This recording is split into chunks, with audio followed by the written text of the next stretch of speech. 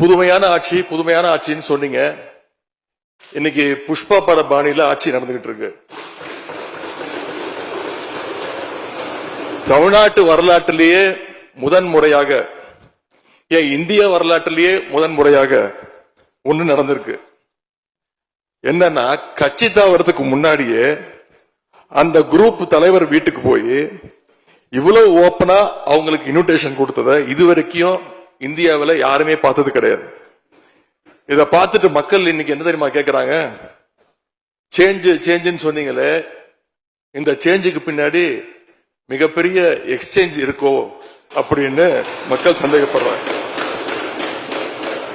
இப்படிப்பட்ட ரொம்ப புதுமையான வித்தியாசமான செயல்பாடுகளால நம்பிக்கை வாக்கெடுப்பு கோரும் முன்பாகவே இந்த ஆட்சி அவங்களுக்கு வாக்களிச்ச மக்களுடைய நம்பிக்கையை இழந்துருச்சு. இவங்களுக்காக ஆதரவு கொடுத்த எங்க தோழமை இயக்கங்களுடைய நம்பிக்கையையும் கொஞ்சம் கொஞ்சமா சிதைச்சுக்கிட்டு இருக்கு.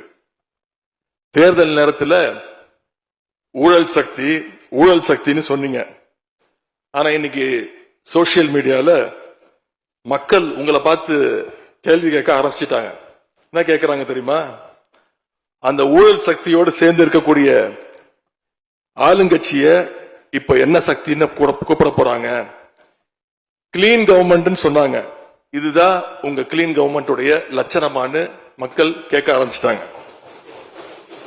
இப்படி நீங்க கூவத்தூரையும் மிஞ்சுற அளவுக்கு அடிக்கிற கூத்த பார்க்கும் போது இந்த அரசு எத்தனை நாளைக்கு நீடிக்க போகுதுன்னு மக்களுக்கு அந்த சந்தேகம் வர ஆரம்பிச்சிருச்சு.